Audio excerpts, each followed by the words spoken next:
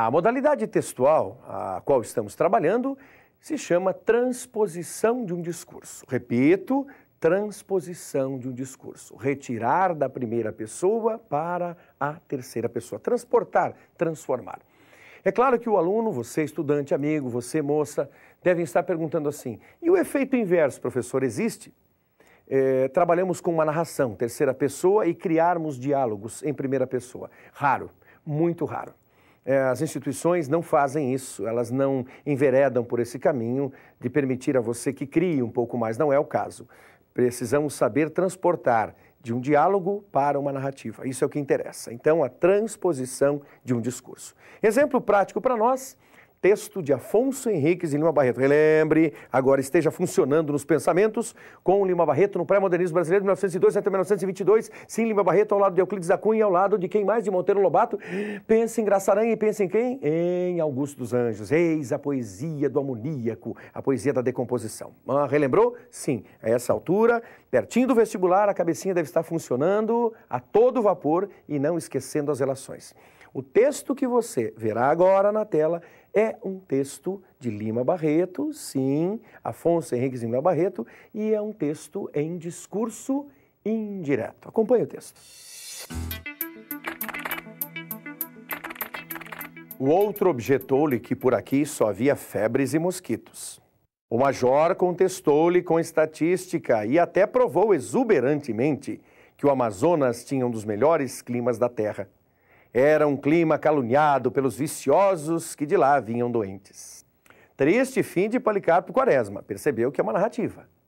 Objetou-lhe, quem? Objetou ele. É só você declinar o verbo. Quem objetou? Pergunte para o verbo, você, amigo estudante. E o verbo responderá, ele. Muito bem, então temos terceira pessoa, discurso indireto. Agora, o mesmo texto transformado em discurso direto. Acompanhe o mesmo texto, texto de Triste Fim de Policarpo Quaresma, texto de Lima Barreto, transformado em conversa, em diálogo, a função fática.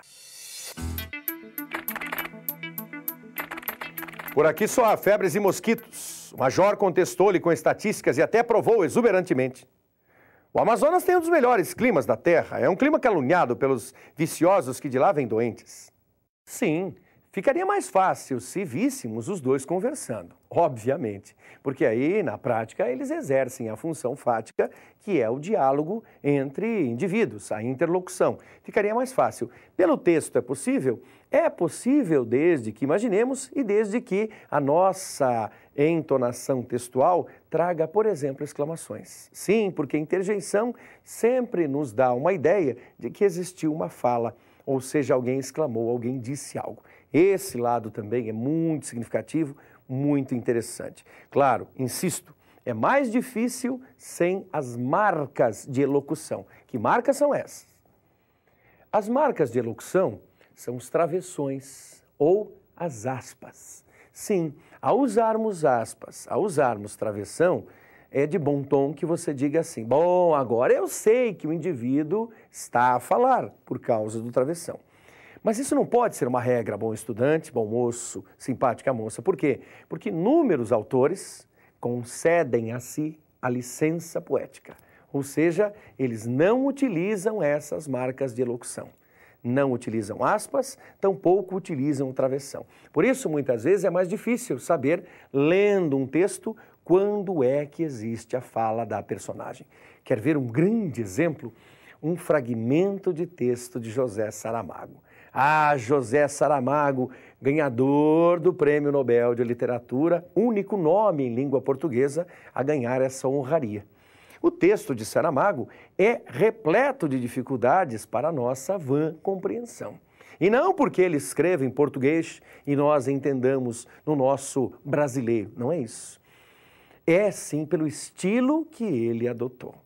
Então, é claro que você, estudante, não enfrentará tantos desafios assim na sua transposição textual, mas também é notório que você compreenda que existe uma licença poética, uma permissividade, uma permissão para que o indivíduo assim escreva. São aspectos extremamente oportunos.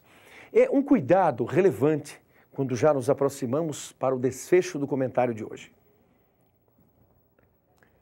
uma transposição textual é um exercício de síntese. E aí mora a dificuldade, nesse exercício de síntese. Agora, no ano de 2007, a Universidade Federal do Paraná, em julho deste ano, no dia 1º, trouxe o discurso indireto ao ser transposto do direto através de uma síntese. Difícil por quê? Porque o texto em si era bastante complexo. Aparecerá para você no final da nossa aula apenas como recomendação de exercício. O texto é bem difícil, é longo, extenso. O limite de linhas pequeno. Então, o que o estudante precisa fazer? Quais são as providências? No primeiro momento, ler o texto, entender do que se trata, as interlocuções. Depois, compreender, através do processo de resumo, o que é mais valioso. E em cima de tudo isso, dessa depuração, dessa liquidificação, se você quiser, trazer o líquido, que é o seu texto transposto para a terceira pessoa. Por isso é o nosso apelo a você, finalizando a conversa, que esse exercício da UFPR, que estará para você daqui a instantes, apareça na sua vida, no seu trabalho. Faça esse exercício, peça ao seu professor, à sua professora, que corrijam esse texto para que tenhamos um parecer, uma forma de compreensão de como é o trabalho com a transposição de um discurso. Aí o aluno nos pergunta, qual a expectativa disso aparecer nas mais variadas instituições? Razoável, razoável. Cá para nós, a UFPR é a instituição que mais pede, que mais incentiva esse tipo de situação. Ocorreu em dezembro do ano passado, ocorreu em julho deste ano e há uma boa possibilidade de que no concurso de dezembro, no dia 9 de dezembro, a transposição dos discursos dê sinal de vida. Então, esteja bem claro quanto à importância de exercitar a capacidade de leitura, a reflexão, a síntese e a transformação do diálogo em narrativa. O texto é a transcrição de um diálogo, transmitido pela Rádio Terra AM entre Fábio, apresentador do programa Alegria do Rádio, e Eli, representante comercial, presente no estúdio de gravação com o apresentador. O Fábio. Olha, você sabe que hoje em dia todo mundo precisa praticar um tipo de atividade física, não é? Fábio, é verdade, eu vejo todo mundo aí praticando e eu tô aqui parada, sedentária. Não pode não, tem que cuidar um pouquinho mais. Agora, sabe qual é a atividade física mais recomendada hoje pelos médicos? Não sabe? Bom dia, Eli! Bom dia, Fábio! Todos os médicos recomendam que a gente pratique qual atividade física? Além de caminhar, tem que dar 10.000 passos ao dia. Gente, caminhada não dói, não machuca. Você começa devagarzinho, depois vai aumentando até chegar a 10.000 passos por dia. É o que você precisa para fortalecer seu coração, seu pulmão, ossos, articulações e deixar de vez de ser uma pessoa sedentária. Não é isso? É isso. Agora, Elias, pessoas perguntam para mim, mas Fábio, como contar quantos passos eu dou por dia? É simples, é só adquirir o Diet 21. Porque adquirindo o Diet 21, ela ganha o que, Eli? Ela ganha o fabuloso aparelho que está um sucesso no mundo todo. Viu, Fábio? O passômetro. Passômetro, exatamente isso. Com esse aparelho você consegue não apenas contar quantos passos você deu por dia, mas inclusive medir a distância que você percorreu e ainda ver quantas calorias você perdeu. Meu amigo, fala a verdade, esse aparelho é demais, não é? E tem mais ainda, você não tem ideia de como ele vai ser útil para você, viu? Você põe na cintura, né? Sai de manhãzinha e já vai contando quantos passos. Olha, de casa até o ponto de ônibus, quantos passos? Do ponto de ônibus até o meu trabalho, quantos passos? Aí depois você vê quantos passos faltam para você completar 10.000. Olha aí que fácil, que simples. Então ligue agora, adquira seu Diet 21 e ganhe imediatamente o seu passômetro.